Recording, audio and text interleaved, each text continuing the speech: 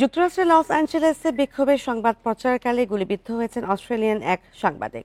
অস্ট্রেলিয়ার 9 নিউজের নারী সাংবাদিক লরেন তোমাসের পায়ে রাবার বুলেট লাগে।